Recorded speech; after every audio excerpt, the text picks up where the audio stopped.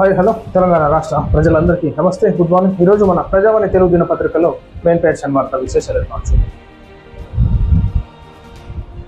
రెండోసారి ముఖ్యమంత్రి కావాలనుకుంటున్న గురు పూజోత్సవ కార్యక్రమంలో సీఎం రేవంత్. ఈ రెండోసారి ఇప్పుడు సీనియర్ లీడర్లు ఉన్నారు కదా రేవంత్ రెడ్డి గారు, మీరే ఇట్లా అనుకుంటే బాగుండదు. అందరు కాంగ్రెస్ లీడర్లు ఉన్నటువంటి సీనియర్ కేటగిరీలో ఉన్నటువంటి లీడర్లు అంతా మైనస్ అవుతారు. అప్పుడు కాంగ్రెస్ పార్టీకి దెబ్బ పడుతుంది. తెలంగాణకు నూతన విద్యా విధానం కావాలి, ఎన్నో సంస్కరణలు తీసుకొని రావాలి, ప్రపంచ దేశాలతో విద్యలో తెలంగాణ పోటీ పడాలి. కేజ్రీవాల్ సంస్కరణ వల్లనే మూడో మారు సీఎం అయ్యారు. గత పాలకులు విద్యారంగాన్ని నిర్లక్ష్యం చేశారు అని చెప్పేసి ఈనాడు చూసుకోవచ్చు. ముఖ్యమంత్రి రేవంత్ రెడ్డి గారు ఇది నిన్న టీచర్స్ డే సందర్భంగా పలు కార్యక్రమాల్లో పాల్గొని ఆ గురువుల యొక్క ప్రతిష్టత ఈనాడు ఒకప్పుడు చెట్ల కింద కూర్చోబెట్టి చదువు చెప్పినా సరే కానీ ఆ టీచర్లకి ఎంతో గౌరవం ప్రత్యేకతలు ఉండేవి. కానీ ఇప్పుడున్నటువంటి జనరేషన్లో ఆ టీచర్ల మీద కొద్దిగా రెస్పెక్ట్ అందుతున్నట్టుగా మనం చూసుకోవచ్చు. కాబట్టి ఈనాడు విద్యార్థులందరూ మీరు ఏ లైఫ్లో ఎక్కడ స్టెప్ వేయాలన్నా, ఎక్కడ జాబులు చేయాలన్నా ఈ స్టార్టింగ్ స్టేజ్ మీ స్కూల్. కాబట్టి ఆ స్కూల్ యొక్క సార్లని మనం ఎప్పుడైనా గుర్తుంచుకోవాలి. స్టార్టింగ్ స్టేజ్ నుంచి మిమ్మల్ని 10th క్లాస్ వచ్చే వరకు ఆ టీచర్లు స్కూళ్ళలో కాపాడుకుంటూ నిత్యం ఎక్కడ మైనస్ ఉంది, ఏ సబ్జెక్ట్లో మైనస్ ఉన్నాడు, సో దాన్ని ఏ విధంగా డెవలప్మెంట్ చేయాలి స్టూడెంట్ అని చెప్పేసి చాలా ఫోకస్ చేస్తూ ఉంటారు. కాబట్టి ఖచ్చితంగా మన ఉపాధ్యాయులను, మన తల్లిదండ్రుల తర్వాత మన ఉపాధ్యాయులు మనకు చాలా ఇంపార్టెంట్. సో ఖచ్చితంగా మన ఉపాధ్యాయులకి గౌరవించుకోవాల్సిన, మన ఉపాధ్యాయులకి మనం మంచి రెస్పెక్ట్ ఇవ్వాల్సిందిగా ఇప్పుడున్నటువంటి జనరేషన్ వారికి నేను కొద్దిగా రిక్వెస్ట్ చేస్తా ఉన్నాను. తెలంగాణకు నూతన విద్యా విధానం కావాలని రావాల్సిన అవసరం ఉందని సీఎం రేవంత్ రెడ్డి తెలిపారు. విద్యాశాఖ అత్యంత ప్రాధాన్యతతో కూడుకున్నది. విద్యాశాఖను స్వయంగా పర్యవేక్షిస్తూ ప్రతి సమస్యను పరిష్కరిస్తున్నామని చెప్పారు. ఖచ్చితంగా పరిష్కరించాలి. ఎందుకంటే గ్రామీణ ప్రాంతాలలో స్కూళ్ళ వ్యవస్థ చాలా దారుణంగా ఉంది ముఖ్యమంత్రి గారు. సో ఖచ్చితంగా మీరు ఏ ఇంటిగ్రేటెడ్ స్కూల్ ఏది పెట్టినా సరే కానీ ఈనాడు ఆ ప్రభుత్వ పాఠశాల బడులలో మౌలిక వసతుల కల్పన, అదేవిధంగా ఆ క్లాసెస్ టీచింగ్, ఆ టీచర్స్ కానీ సో అన్ని డెవలప్మెంట్ అవ్వాల్సిన అవసరం ఉంది. కాబట్టి ఖచ్చితంగా దాని మీద ఫోకస్ పెట్టాల్సిందిగా కోరుతున్నాం. జిఎస్టీ పరిధిలోకి పెట్రోల్ డీజిల్లను తీసుకురాలేం. ఏకరూప పన్ను విధానం మన దేశంలో అసాధ్యం. కేంద్ర ఆర్థిక మంత్రి నిర్మలా సీతారామన్ వెల్లడి. దేశం మొత్తం ఒకటే జిఎస్టీ ఇద్దామని చెప్పేసి ఆ పెట్రోల్ డీజిల్ మీద మనం అది చేయలేం. సో ఒక్కొక్క స్టేట్లో ఒక్కోలా ఉంటుంది అనమాట పెట్రోల్. సో దాన్ని మనం నిర్ణయించలేమని చెప్పేసి నిర్మలా సీతారామన్ గారు అంటున్నారు అనమాట.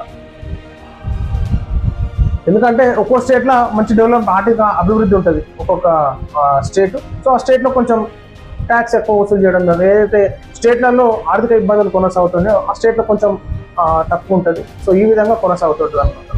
సీఎం రేవంత్ జర్మన్ ఫార్మా ప్రతినిధుల భేటీ. తెలంగాణలో మెడికల్ ఎక్విప్మెంట్ యూనిట్ ఏర్పాటుకు ఆసక్తి.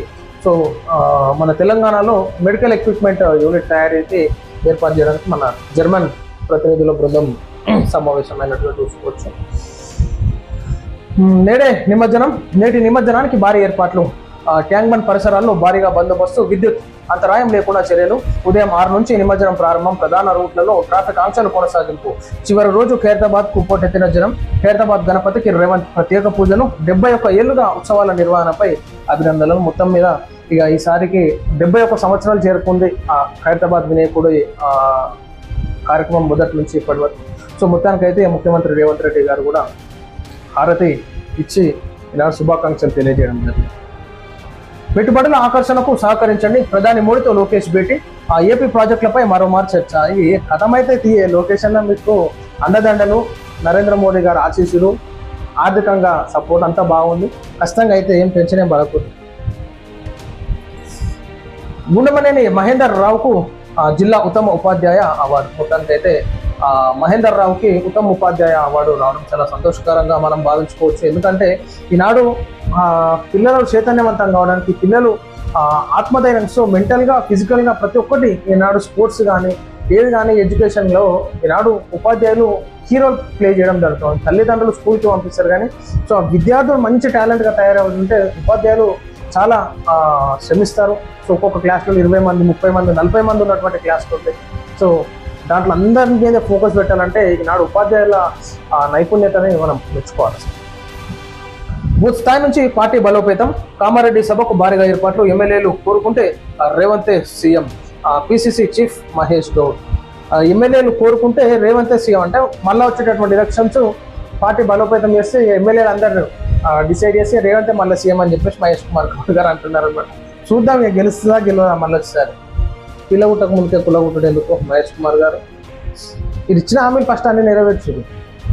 ఉపాధ్యాయులు విద్యార్థులకు నైతిక విలువలు బోధించాలి పవన్ కళ్యాణ్. వాస్తవం అది. ఉపాధ్యాయులకు విద్యార్థులకు ఈనాడు చదువుతో పాటు లోక జ్ఞానం కూడా నేర్పియాలి. వాళ్ళకి లోక జ్ఞానం నేర్పియాలంటే అది ఒక సబ్జెక్ట్ కాదు, వాళ్ళు ఇంట్రెస్టెడ్ విషయాల గురించి చర్చించాలి. మంచి మోటివేషనల్ స్పీచెస్ విద్యార్థులకి కల్పించినప్పుడే వాళ్ళ మైండ్ చాలా షార్ప్ అవుతుంది అన్నమాట. పాలకులే నెగిటివ్ మైండ్ సెట్తో ఉంటే అభివృద్ధి ఎలా సాధ్యం? BRS MLA Harish Rao. మీ పంచాలే నడుస్తూనే ఉంటాయి కదా. పాలకులే నెగిటివ్ మైండ్తో ఉంటే అభివృద్ధి ఎలా సాధ్యం అని చెప్పేసి అంటున్నారు. ఈ నెల 18 నుంచి AP assembly governor gazette notification. భూభారతితో ధరణి దుర్మార్గాలకు పాతరేశాం. ధరణి భాగవతాలు బయటకు రాకూడదనే దుర్మార్గం. విఆర్ఓల రద్దు వెనుక అతిపెద్ద కుట్ర.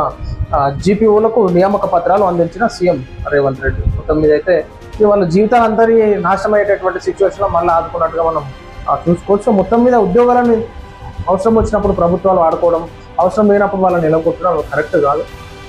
సో ఖచ్చితంగా దాని మీద ఫోకస్ పెట్టాలి. కేసీఆర్ సుప్రీం. ఏడాదిన్నరగా తిరోగమన దిశలో పాలన. కాళేశ్వరంపై విమర్శలతో గోదావరి జలాల వృధా. దెబ్బతిన్న రాష్ట్ర ప్రయోజనాలు, రైతు ప్రయోజనాలు. ఆ పనిపై దృష్టి పెట్టకుండా గూగుల్పై దృష్టి సారిస్తే ఇలా. లంబన్ బీఆర్ఎస్ సమావేశంలో ఎమ్మెల్యే హరీష్ రావు. మొత్తం మీద అయితే ఈనాడు కేసీఆర్ మళ్ళా సుప్రీం అవుతాడు. ఏమైనా సరే ఈనాడు బీఆర్ఎస్ పార్టీ బలోపేతాన్ని కృషి చేయాలని చెప్పేసి కోరడం కానీ, ఈనాడు ప్రస్తుత రాజకీయ పరిస్థితులు తెలంగాణ రాష్ట్రంలో కాంగ్రెస్ పార్టీ ట్రై చేస్తుందని చెప్పేసి వివిధ రకాలుగా విమర్శన మాటలు దుమ్ములేస్తాయి అన్నమాట హరీష్ రావు గారు. సో ఇది ప్రజలారా మనం చూస్తాం ఈరోజు మన ప్రజావాణి తెలుగు దినపత్రికలోని మెయిన్ ప్యాట్స్ అండ్ వార్తా విశేషాలు. నమస్తే.